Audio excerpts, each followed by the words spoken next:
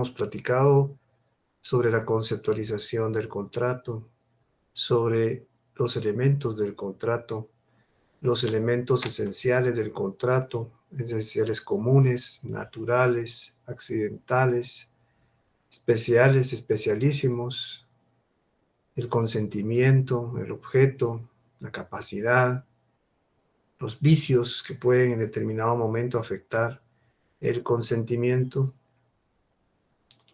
la forma que pueden adoptar los contratos, y abordamos también lo que era la ineficacia del negocio jurídico, tanto la legal como la voluntaria. Antes de empezar con los contratos de manera individual, en la clase de hoy vamos a platicar sobre la división que tienen los contratos, la división que poseen los contratos en nuestra legislación. Muchos de los contratos pues pueden ser incluidos en varias de las conceptualizaciones que vamos a abordar el día de hoy. No es que sea excluyente, o sea, es decir, si un contrato es bilateral, puede en determinado momento ser consensual. Entonces, vamos a abordarlos uno a uno, compañeros. Esto es ya la última clase previo a tener ya los contratos individuales uno por uno. La división de los contratos, de conformidad con nuestra legislación, pues hay contratos unilaterales, compañeros, y es donde la obligación recae sobre una de las partes. El ejemplo de este tipo de contratos es la donación a título gratuito. Entonces, ahí en la donación, básicamente lo que es un obsequio, es un regalo. O sea, yo puedo donarle mi casa a mi señor padre, o a mi mamá, o a mi esposa, o a quien yo considere, pero eso solo va a traer obligaciones para mí. No va a traer obligaciones para la persona a quien yo le done el bien inmueble. Entonces, por eso se les denomina también contratos unilaterales, porque las obligaciones solo recaen sobre uno de las partes contratantes. Luego tenemos los contratos bilaterales, compañeros. Los contratos bilaterales son aquellos que, a diferencia de los contratos unilaterales, donde la obligación recae sobre una de las partes, aquí no. Aquí hay obligaciones recíprocas. O sea, ambas partes tienen derechos, pero ambas partes tienen obligaciones también. El ejemplo típico y clásico de este tipo de contratos es la compraventa, ¿verdad? La compraventa en la cual existe un vendedor y un comprador. Tanto el comprador tiene la obligación de pagar el precio, como el vendedor de entregar el bien. Entonces son obligaciones recíprocas. Veamos en nuestro Código Civil, por favor, compañeros, el artículo 1587 del Código Civil. Dice el artículo 1587.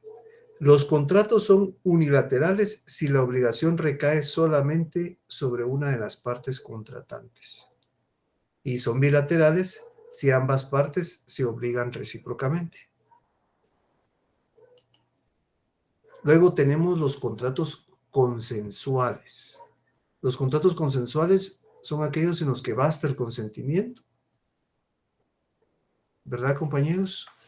Solo con el consentimiento se perfeccionan los contratos. Y los contratos reales. Los contratos reales son cuando se requiere la entrega de un bien o de un objeto para que el contrato se perfeccione. Volviendo a los contratos consensuales, solo con el consentimiento tenemos como, por ejemplo, como un ejemplo, la compraventa otra vez, que la compraventa se adecua a la mayoría de divisiones que el código nos proporciona en relación a los contratos. Entonces, en el caso de los contratos reales, para que se perfeccione, pues hay que entregar una cosa. El ejemplo típico de un contrato real es el contrato de depósito. Les pongo un ejemplo. Yo me dirijo hacia un banco y voy a aperturar una cuenta. Pero cuando voy a aperturar la cuenta, primero analizo cuál de los bancos me otorga los mejores beneficios. Hay un banco por ahí que dice puntos, casas, sueldos. Entonces me dirijo a ese banco porque me llama la atención esos beneficios. Y apertura una cuenta de depósito. Pero ¿cuál es el objetivo ahí? Obtener los beneficios. Pero ¿cómo lo voy a perfeccionar? Voy a obtener los beneficios una vez yo deposite el dinero. Es decir, haga entrega del bien. Si no hago entrega del bien, por más que yo procure obtener los beneficios, no los voy a obtener. Entonces, el contrato no se perfecciona.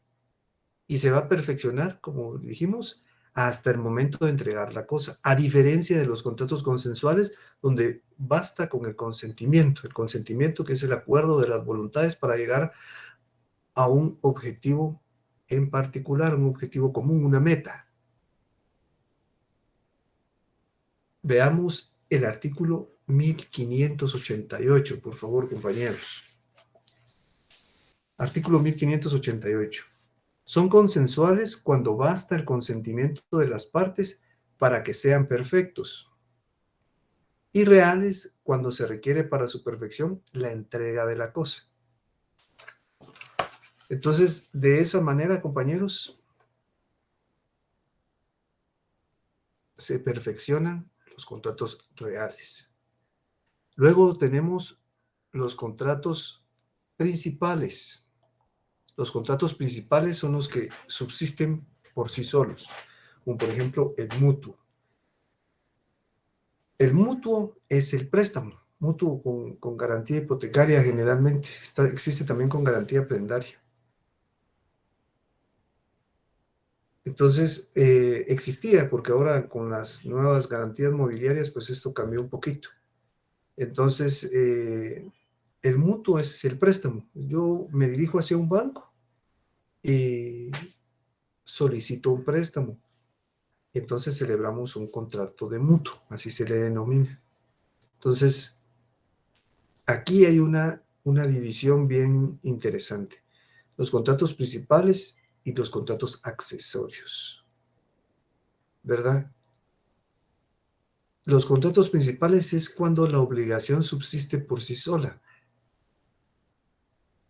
Pero en el caso de los contratos accesorios, su objetivo es hacer cumplir otra obligación. Entonces, les voy a poner un ejemplo. Resulta que yo voy a un banco. El banco va a ser el acreedor.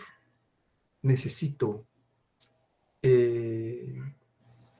solicitar un préstamo. Entonces, el banco hace un análisis, revisa mi historial crediticio y se da cuenta que sí me puede otorgar el préstamo.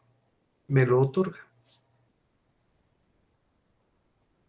Establecemos el plazo, que es el lapso temporal para poder cumplir con la obligación, y establecemos la tasa de interés. Es una tasa de interés variable, es decir, que se puede modificar a a voluntad del acreedor. Entonces, eh, empiezo a pagar, a cumplir con la obligación, pero en eso me doy cuenta que el plazo de tiempo es un poco, es muy, muy corto, entonces, para que yo pueda cumplir con la obligación. Entonces, solicito que se amplíe ese plazo. Entonces se celebra otro contrato, donde se va a ampliar el plazo para que yo pueda pagar.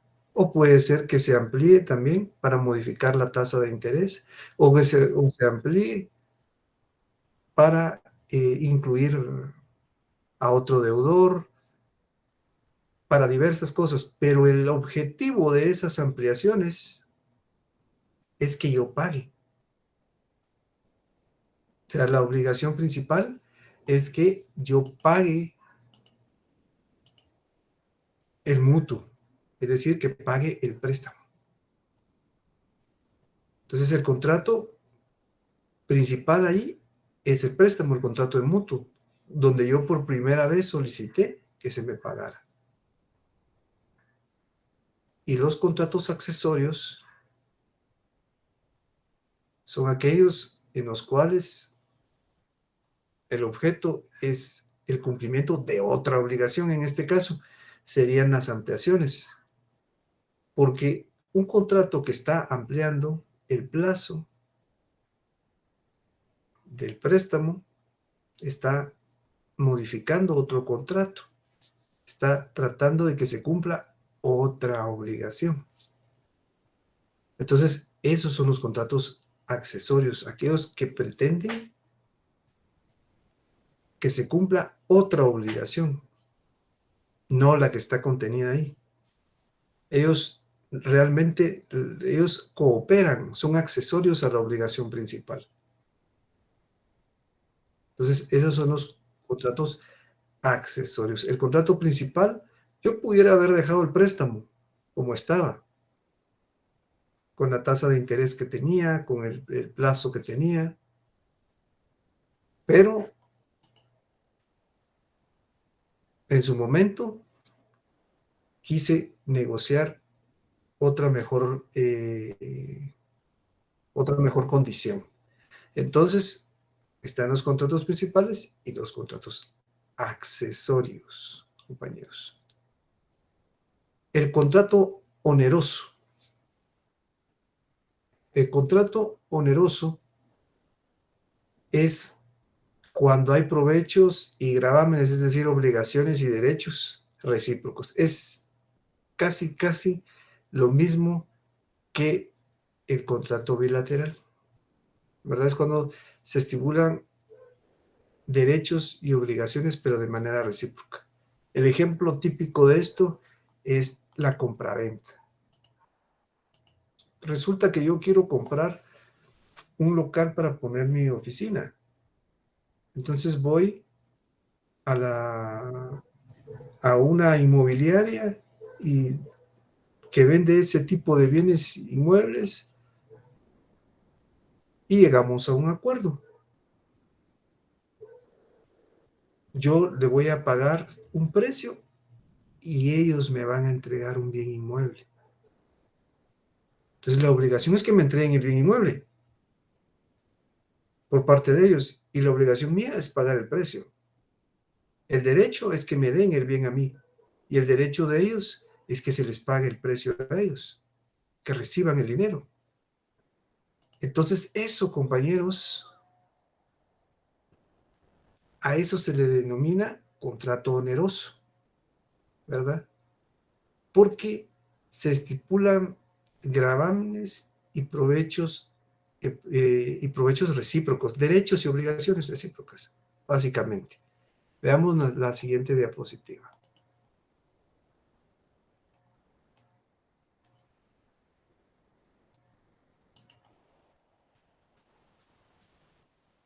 Los contratos gratuitos, compañeros. El contrato gratuito es el contrato cuando el provecho únicamente es para una de las partes. también es como que si fuera un contrato unilateral. Gratuito, la donación. Se dice donación a título gratuito. Realmente este tipo de contratos, como ya les había dicho hace unos minutos, es como un obsequio, compañeros, ¿verdad? Se, se, se va a entregar un bien, pero a quien se le entrega no tiene obligaciones más que solo derechos.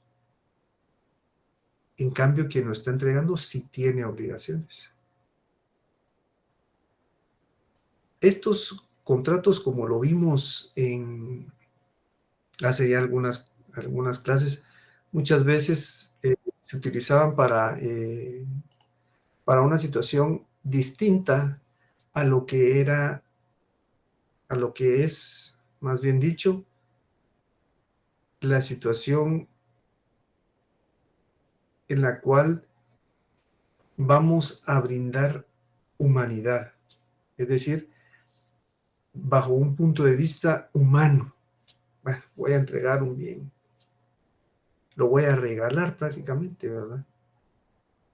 Entonces, ya como cuando vimos el tema de la causa, vimos que muchas veces el animus donandi no era precisamente el objeto principal de estos contratos, porque muchas veces era evadir alguna otra obligación o tener otra intención.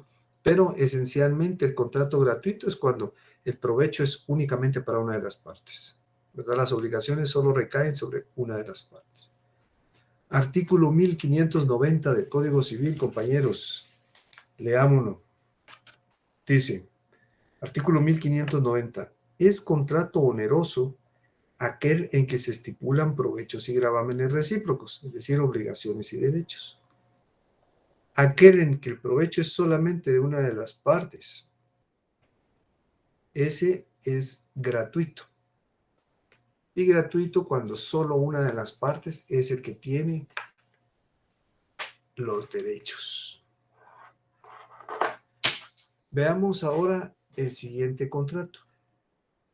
Contrato oneroso conmutativo, compañeros.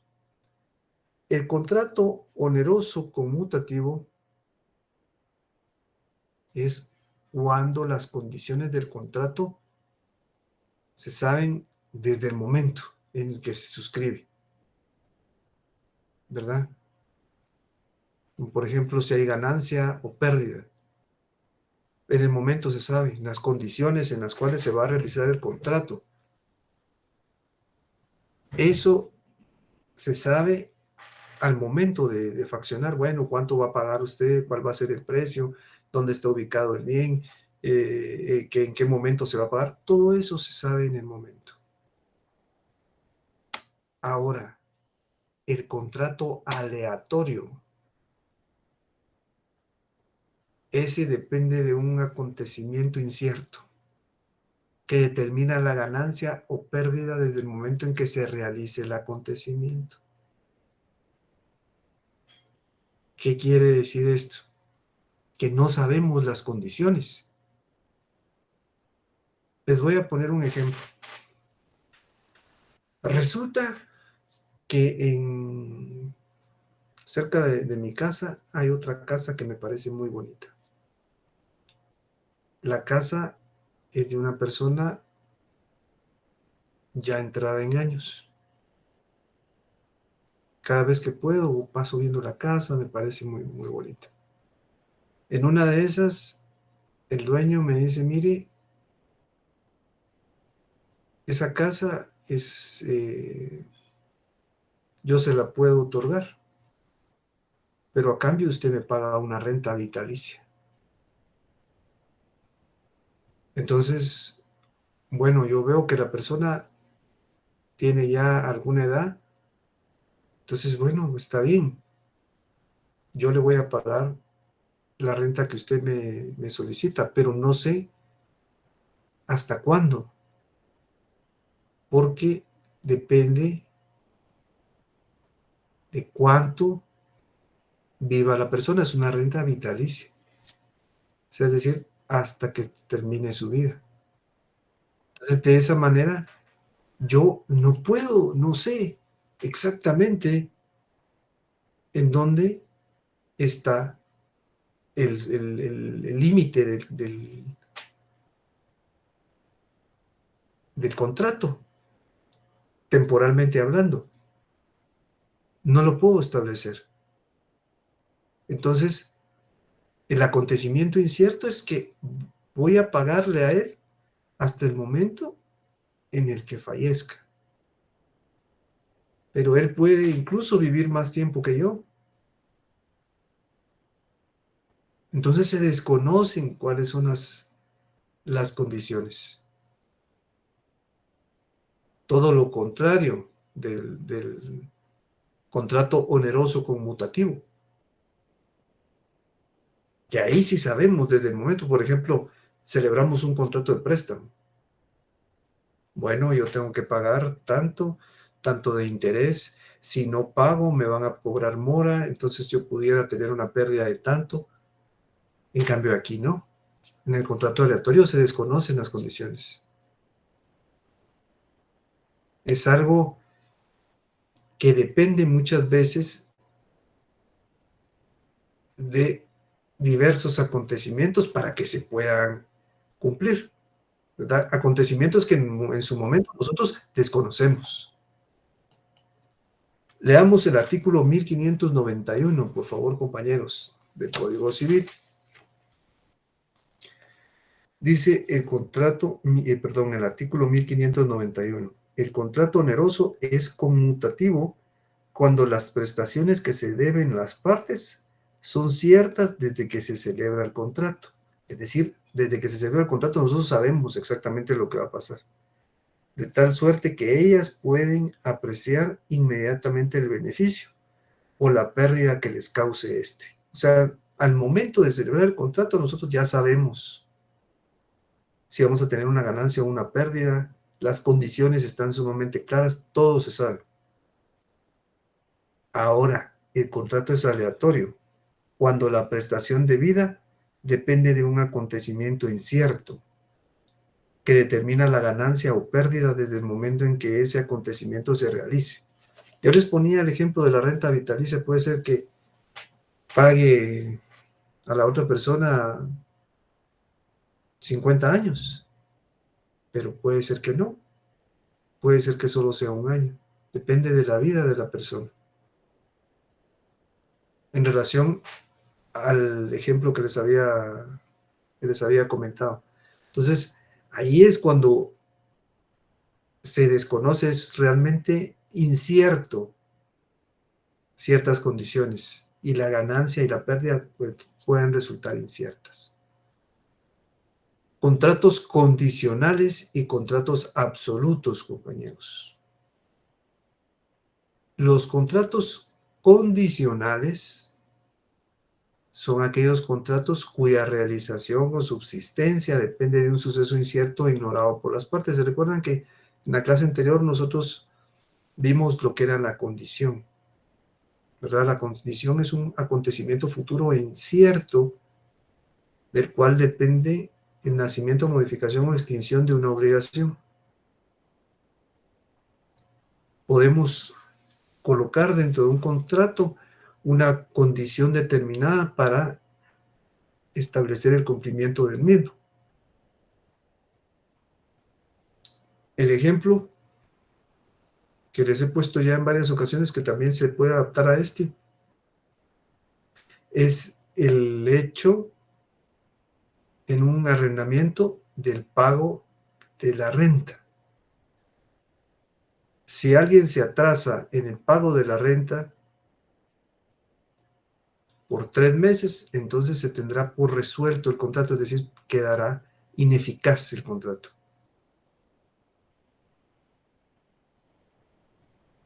Pero si no, el contrato continuará. Eso lo consignan las partes, lo ponen como una condición dentro del contrato, dentro de las mismas, de todas las estipulaciones del contrato, en todas las condiciones o estipulaciones que se consignan en el mismo, está el hecho de que si no se paga la renta en 3 meses, el contrato quedará sin efecto. Puede ser que se cumpla. Puede ser que en 3 meses ya no pasen 3 meses y no ha pagado la renta. Pero puede ser que no se cumpla. Puede ser que nunca se atrase. Por eso se les denomina contratos condicionales, porque dependen de una condición determinada, compañeros. Un suceso o acontecimiento a futuro. Y que es incierto, porque así como la persona puede dejar de pagar, puede pagar también. Es posible que nunca se atrase. Entonces, eso hay que tenerlo en consideración. Ahora, los contratos absolutos son aquellos contratos cuya realización, o sea, la ejecución del contrato en sí, no depende de ninguna condición. No hay ninguna condición que se imponga. El contrato surte sus efectos tal y como es. No hay ninguna condición pactada por los comparecientes o los contratantes. Generalmente, como les decía, las condiciones se plantean y se consignan dentro de un contrato con el ánimo de ahorrar recursos económicos, recursos temporales, es decir, hay tiempo que puede ahorrarse porque ya no habría que acudir a un órgano jurisdiccional, a un juzgado, ya está la condición. Entonces, con eso ya, esto hace que haya un ahorro, incluso económicamente hablando. Veamos el artículo 1592, por favor, compañeros. Dice el artículo 1592. Son condicionales los contratos cuya realización o subsistencia depende de un suceso incierto o ignorado por las partes. Y absolutos, aquellos cuya realización es independiente de toda condición. Entonces, ahí es cuando podemos establecer si el contrato es absoluto o es condicional. Depende si existe o no existe una condición. Veamos la siguiente diapositiva.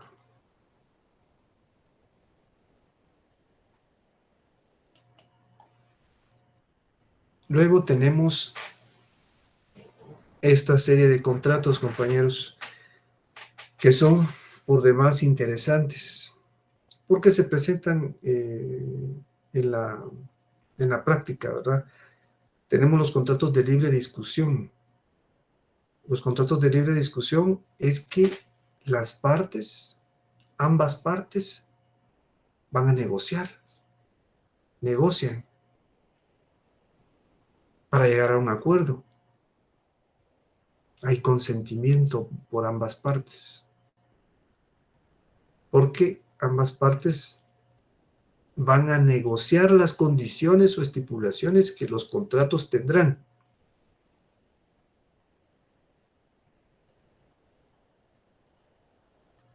Aparte tenemos el contrato de adhesión. El contrato de adhesión es cuando una de las partes impone sus condiciones.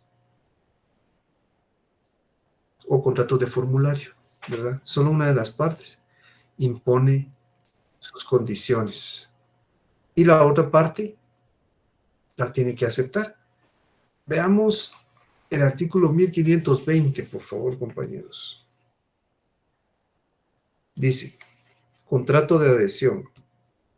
Los contratos de adhesión en que las condiciones que regula el servicio que se ofrece al público son establecidas solo por el oferente quedan perfectos cuando la persona que usa el servicio acepta las condiciones impuestas.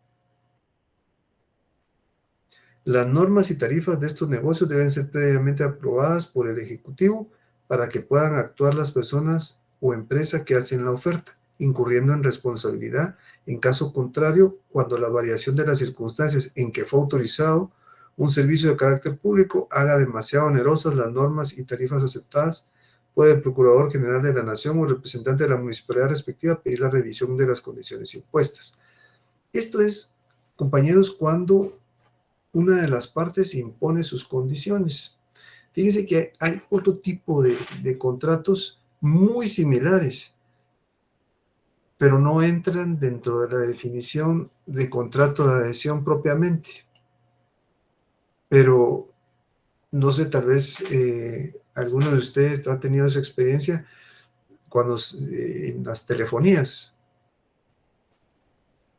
en las casas de telefonía que prestan el servicio, muchas veces, si se está celebrando un contrato, le pasan a uno un formulario. Ahí no es un contrato de libre discusión.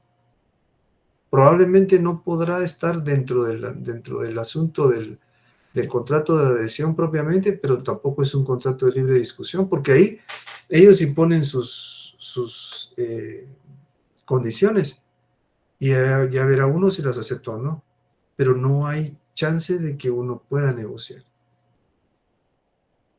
Ese es por ponerles un ejemplo. Estos contratos en la actualidad pues han evolucionado, ¿verdad? Porque se pueden ver también contratos en los cuales no hay una libre discusión en Internet. Cuando se va a renovar alguna licencia o algún producto se va a obtener por Internet, aparecen las condiciones. Y no tiene uno la oportunidad de negociarlas, simplemente acepta o no acepta las condiciones. Entonces esos contratos no son de libre discusión. Bueno, tenemos también el contrato de tracto único. Los contratos de tracto único son los que se cumplen en un solo acto. En un solo acto se cumplen. En cambio, tenemos los contratos de tracto sucesivo, donde la obligación se puede cumplir en varios actos o plazos. Aquí podemos traer a consideración el pago a plazos, cuando se va a pagar a plazos. Entonces, eso es el tracto sucesivo, que es uno inmediatamente después de otro. Son varios actos, un acto inmediatamente después del otro. Entonces, a eso se le denomina tracto sucesivo, cuando son etapas una a continuación de la otra. Entonces, de tracto sucesivo es cuando la obligación se paga en varios actos. Generalmente ese es el pago por abonos, ¿verdad, compañeros? Que en diversos actos se va a pagar o se va a cumplir con la obligación. A diferencia del tracto único, que es en un solo acto se cumple. Pudiera poner ahí cuando es precio contado. Ahora tenemos los contratos individuales, compañeros. Los contratos individuales es el contrato típico donde cada una de las partes se involucra un individuo nada más. Solo uno de los individuos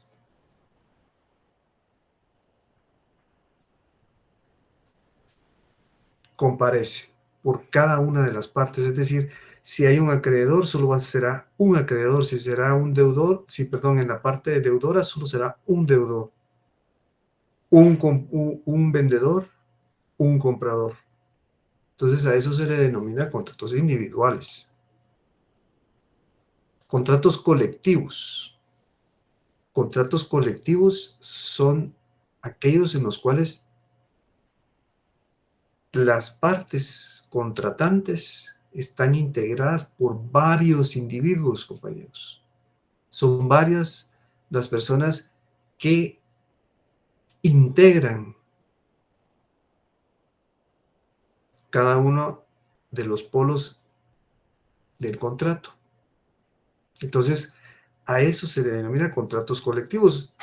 El ejemplo más claro que tenemos son los contratos colectivos de trabajo, que esos los verán ustedes, si no estoy mal, ya el año entrante, en derecho del trabajo. Entonces, ahí tenemos el ejemplo de los contratos colectivos, cuando son grupos de personas los que integran cada uno de los polos que forman parte de un contrato. Las partes contratantes están integradas por varias personas cada uno. Entonces, el ejemplo más, el ejemplo más claro que se puede tener de eso son los contratos colectivos de trabajo, ¿verdad? Los contratos individuales prácticamente es el contrato típico, compañeros. Es el contrato que se visualiza casi siempre, ¿verdad? Donde hay un solo comprador, un solo vendedor, es decir, una persona por cada una de las partes contratantes o cada una de las partes que están involucradas dentro del contrato. Esto, compañeros, es la división de los contratos. Después de esto, nosotros vamos a empezar a ver ya a partir de la próxima clase los contratos preparatorios. Los contratos preparatorios son aquellos en los cuales se tiene que celebrar un contrato para que posteriormente se celebre otro. Es un contrato previo. Entonces ya vamos a ver contrato por contrato, compañeros. ¿Tienen alguna duda, observación o inquietud sobre esto, compañeros? No, Lee. Muchas gracias, compañero. Entonces, hasta aquí dejaría la clase del día de hoy, compañeros. A partir del día martes, ya nosotros abordamos los contratos ya a nivel particular, ya después de haber visto los elementos, la ineficacia y todo ese tipo de condiciones que pueden afectar a un contrato. Entonces, compañeros, yo les agradezco mucho la atención. Nos veríamos entonces el próximo martes, compañeros, a esta misma hora y siempre por la vía virtual. Pasen una feliz noche, compañeros.